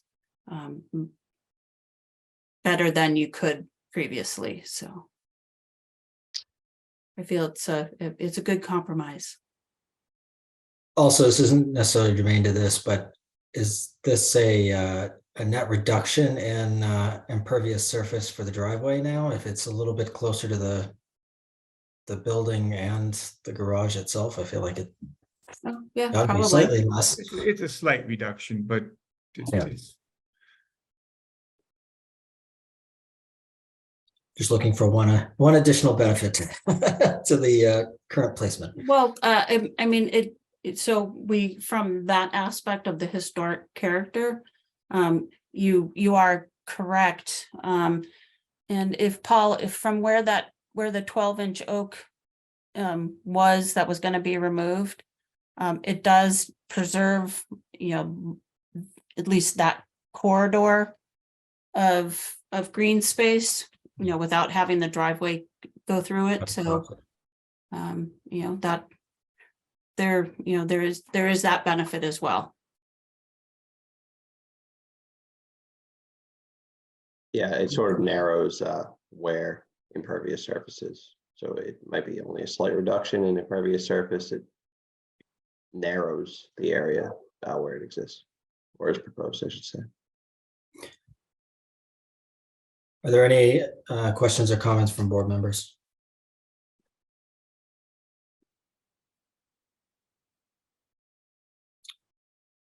I will get to public comment 1 second. I just want to give a second for them. So not seeing any comments or questions from the board. Actually, hold Oh, on a second. yeah, go Elizabeth, ahead, I Sue. sent you some very minor comments on the decision, and I don't need to know if I need to bring them up. They were wordsmithing. No, they were all great, wordsmithing, grammar and punctuation and Nothing appreciated. substantive. Yeah, but nothing substantial, no. Okay, then I have no comments. All right. Then we'll move to public public comment. And I see 2 raised hands. I'm not sure what the first name is, but you have Anna Salafield. That's Melissa. That's okay. Thank That's you. all right. I just, Sorry. very briefly, I just wanted to say that, this is an example of the scenic road bylaw kind of working, that there's a hearing. If everything were in place already, there might have been a joint hearing with the planning board and the tree warden about the tree. And the historical commission members would have participated and gone to the planning board meeting and could have commented about their issue. Our issue was the size of the opening, which was, I think 20 feet originally, and you've reduced it after meeting with us and with Elizabeth and the planning board. So I think this just shows you that this does not need to be very challenging or difficult, that the idea is really just to preserve the trees and the stone walls on these 9 designated roads. I'm going a little off script here, but I just wanted to put in a plug for the clarity of the relative limitations of the scenic road bylaw. I'd also just like to say we weren't asked to comment at the beginning with that long discussion, but there were 5 members of the historical commission present to hear that. So it's just my brief comment, that Nancy Nelson was there, I was there, Alan Bogosian, Ryan Handley, and Nancy Frizella Lee. We were all here. Nancy dialed in from England. Yeah, so just, I don't know if anybody's taking notes, but I did want to note that. Okay. And then we have a caller. You don't have a name. Is that me? Yes, it's Peter Gifford. All right. Yes. Name and address, Sorry. please. I'm getting used to this system. I applaud Mark White for doing his best effort to try to mitigate all the questions everybody's had about all this this construction project. But there's one thing I wanted to just clarify in my own mind with Elizabeth Hughes. I'm confused now as to there are stakes along the side of the road saying right-of-way edge. But then Elizabeth said that the face of the stone wall is also included in the decision making as far as what you do with the stone walls. But as far as I can see, the stone wall is way back on the private side of the property. So I don't quite understand the right-of-way edge. If anybody could explain that. So specifically for this property, portions of the wall are on the property, and portions of the wall, the face of the wall is the property line. I mean, it's not an exact straight line. So parts of the wall in some locations, may be, parts of the wall may be completely on the private property, but then other parts of the wall are on the property line, and the face of the wall would be the property line. And that's when it's on the property line, it's not completely on private property. The wall may not be completely within the, the public road right of way, but it is still, it marks a boundary line of the public road right of way. So though the right of way sticks that are survey sticks that are marking the right of way edge, they're not offsets. I mean, that truly is the edge of the right of way, is it not? At that one location, yes, but then, on the plan, there's other locations where the wall, Actually there's comes into drill the right of holes in way. the wall that okay. represent, the property line. So, I mean, they're not completely straight, but Yep. Okay, gotcha. Well, thank you all for putting in a huge effort, and thanks Mark White and Aaron from the town to come up with this. I think it's a far better thing, and many of my worries with regards to the other two trees where the original driveway was has now been erased, and have at it. Thank you. Thank you. Nancy. Hi, everybody. I just want to say I have had some experience. One thing, name and address. Oh, sorry. Nancy Nelson, 1695 Low Road. I just wanted to augment what Melissa said, and say how strongly we are going to work in the Historical Commission to get a good outcome for these things. But I would like to remind everybody, based on a lot of past experience, that engineering standards are there are often exceptions made for engineering standards. And I think it would be a mistake to believe that those exceptions and flexibilities could not be honored when it came to things that are so important to the character and the history of this town. That's all. Thank you. Thank you, Nancy. All right, not seeing any other public comments.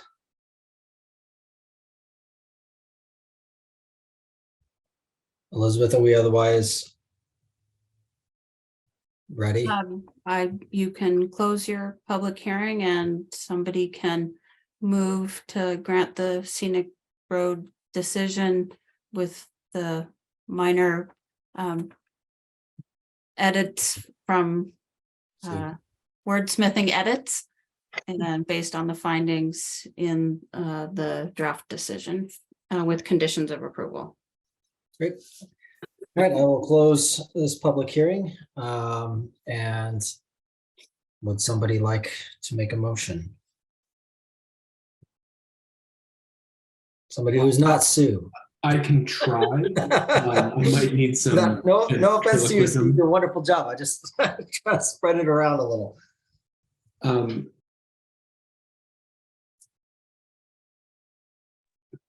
Like Sue closed my thing. Hold on a second.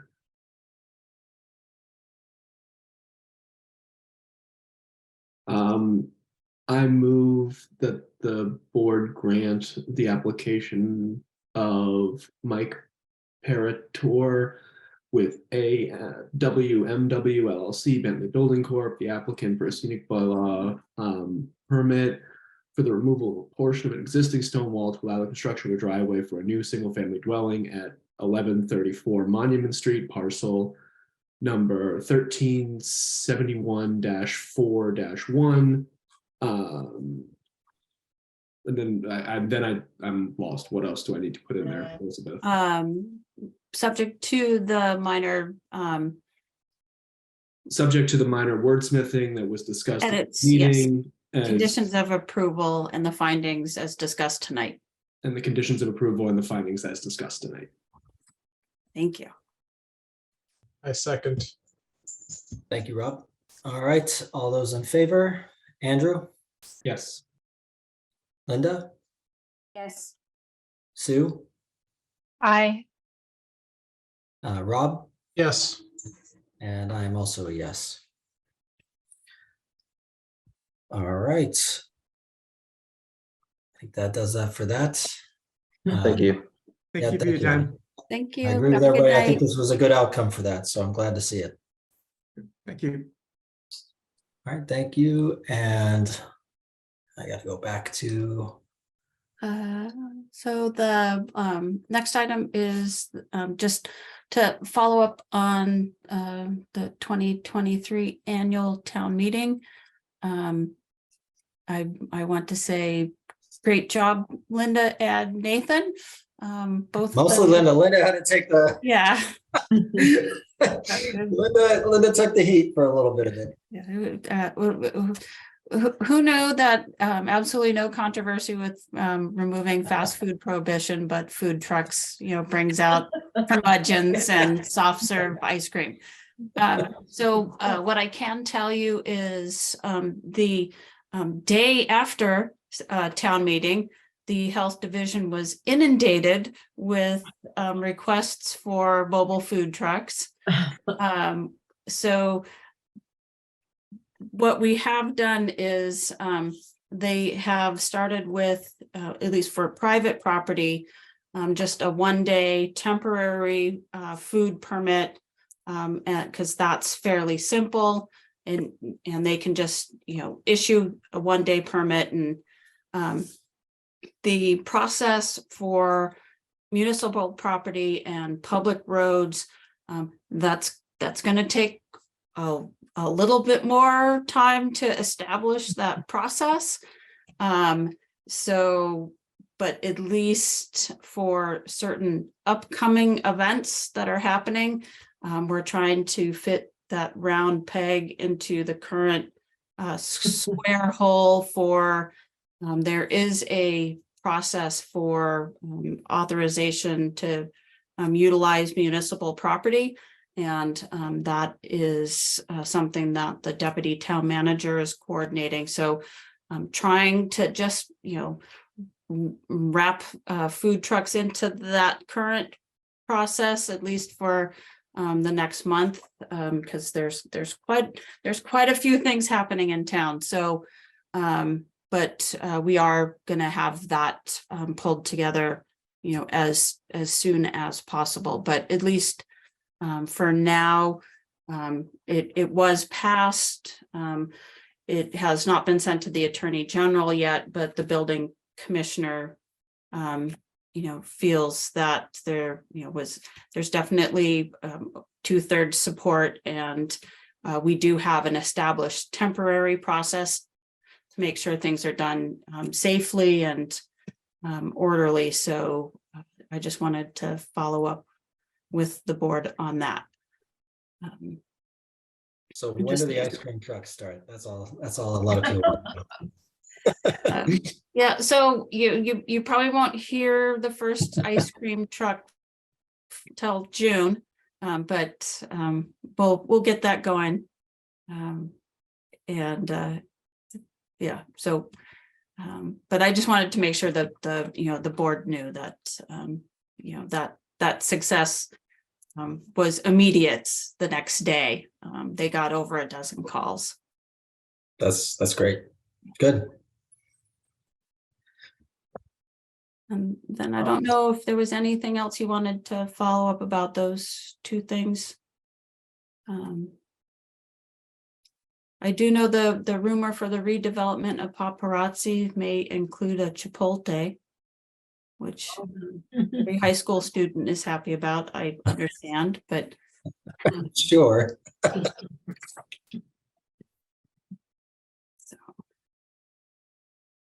Is that Couldn't it more be a than Dunkin'? rumor? That's been brought up like several times. Every time something turns over, they're like, Chipotle's looking at it. Chipotle's looking at it. Is that actually more than rumor? It's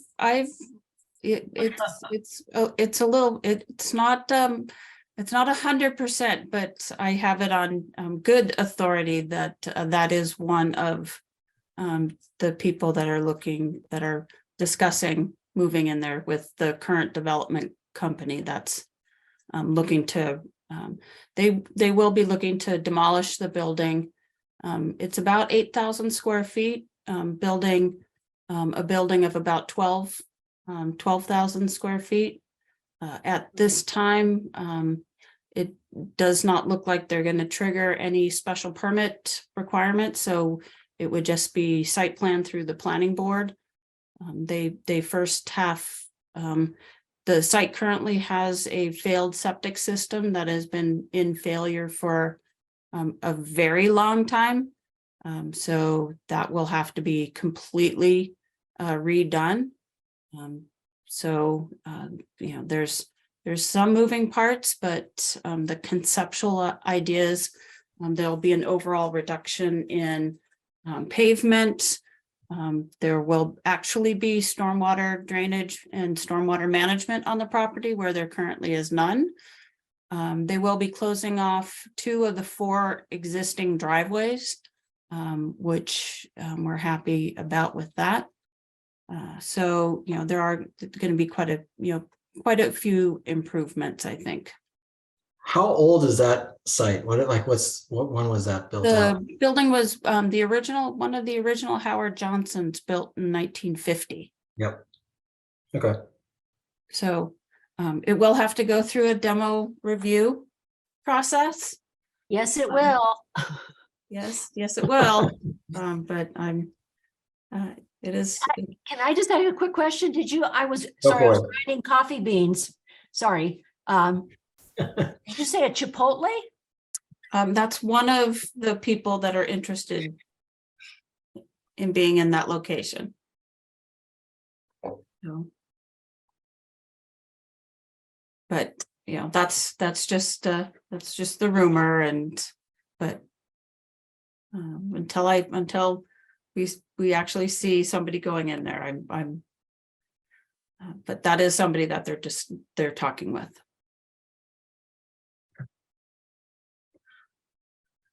All right.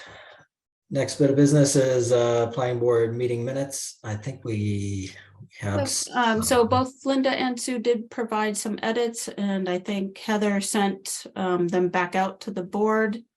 I didn't know if there was anything else. I found 2 commas and a space or something like that in the recirculated version that was so non-substantive, I can't even say. I'm not worried about 2 commas and a space, but we'll make those changes. Well, now that you said that, Sue, I think you need to make the motion to accept them. Oh, well, it was February 7th. 7th. I move to accept the minutes of the planning board meeting of February 7th. Second them.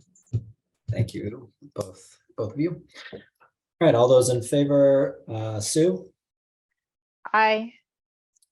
Linda, Yes. Rob, Yes. Andrew, Yes. and I'm also a yes.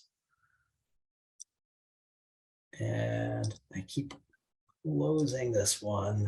I think that's pretty much it. Any liaison or town planner updates? So excuse me. I do have an important update that will go out to the board tomorrow. The next housing roundtable will be on Wednesday, June 7th at 7 p.m. It will be a virtual meeting, and the housing roundtable includes select board, planning board, community preservation committee, Concord Municipal Affordable Housing Trust, Concord Housing Authority, Concord Housing Foundation, and the Concord Housing Development Corporation. The specific agenda will be the MBTA communities zoning requirement.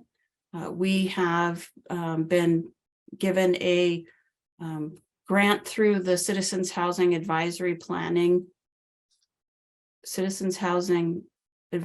Planning Association, CHAPA, a consultant, a community engagement consultant. She will be at that meeting to go over MBTA communities requirements and community engagement, and how housing groups and housing advocates can work to foster community engagement and get people involved in the whole discussion. This Thursday, I will be meeting with our other consultant team through the Mass Housing Partnership. Our consultants are with Horsley Witten, we will be doing a site visit just to have them get familiar with around both commuter rail stations, and then meeting with the town's GIS team to go over the MBTA community's GIS compliance modeling requirements. And I'm pretty sure they're going to talk very technical data about ArcGIS and shape files and all of that, so that Horsley and Witten will be working with our GIS team to do all of the required GIS modeling. And then their team also includes planning consultants, and they will work with our consultants with CHAPA and community engagement and begin the process of actually trying to draft zoning. After and following the housing roundtable on June 7th, working with our community engagement consultant to have a public forum. Basically, it's MBTA Communities 101. It will just strictly be a informational forum. Our community engagement consultant may be able to get a couple of panelists to just talk about, what is the requirement, what is, what is truth, what is fiction. Here's, information about it, just getting people knowledgeable just about that topic. So as we move forward in trying to draft zoning, people understand, what the MBTA community's requirement is and what it is not, and so we can, try and move forward in a positive direction. So, and we're hopeful to have that type of informational forum towards the end of June. Understanding that we do not have the luxury of taking June, July, and August off on this whole process. So, we'll try, and I know, everybody feels that things shouldn't happen, but things have to happen. We don't have the luxury of time. So I'm hopeful that a lot of these type of forums will be either via Zoom or hybrid, but we can't take the summer off. The timelines are just too tight. The requirement is something has to be adopted by the end of next year. The current timeline in our approved MBTA Communities Action Plan through the Department of Housing and Community Development, which had to be submitted in the beginning of January of this year, has an estimated timeline to have something go to the 2024 annual town meeting. Given everything that's involved, and I don't think that's a realistic timeline. And after the housing roundtable and the informational forum at the end of June, I imagine the planning boards will review the timeline in the MBTA Communities Action Plan and put forth information to the select board that timeline in that action plan revision needs to be requested from DHCD to push any type of zoning adoption to a fall town meeting of 2024. I just don't see between now and the time the warrant closes at the beginning of January that there's going to be enough community engagement and on the draft zoning to have something ready before the warrant closes. But I'll know more after we are able to talk with both of our two consultant teams. that's my update. I would just add to that if you know anybody who wants to participate on the planning board, please get them to fill out a green card. We have the one from Mark. So we do have our select board liaison here, and I'll just inform her that Abby Flanagan, she was a member of the Historic Districts Commission, spoke to Mark, and I'm very familiar with her, the years she was on the commission, did put forth a green card to be on the planning board. So if Ms. Escobedo wants to get a hold of her and have a conversation, I did send an email to Abby to see if she's available to come to your next meeting, just to introduce herself to the board, but try and move her appointment to the planning boards expeditiously, since you will have 2 vacant seats after the end of May. And the person who would be replacing Haley, that would be for the 1-year term, right? So there will be, yes, there will be an unexpired term, which will be for Haley, and then there's your 3-year term. Abby is, perfectly happy to, fill your 3-year term, which, and then we can, try and see if we can get 3 some. years? We changed. It's Not 3, only 5, Have I sorry, overserved? 5-year, 5-year term, sorry. You mean I could have left 2 years ago? No, 5-year No, I understood what you meant. Yes, no, I assumed that that Abby would be filling the full term. full position. term, yes. Yeah, And and so if there's somebody who would like to do planning board light to see if it's something they're interested in, it's a good fit, then there's a 1-year opportunity to fill. And then they can re-up for 5. That's right. that is true. Linda, I see you there. Go ahead. So I'm thrilled to hear that there's somebody in the pipeline. I, in fact, have watched Abby work for some time on the HDC, so I'm familiar with her. I'll get right on it. Great. Yeah. All right. If there is nothing else, then That's it. I see nobody. All right. I think we can call this at, let's say it's 9:20 on May 9th, 2023. Thank you, everybody. Have a great rest of the night. Two. Thank you. Good night.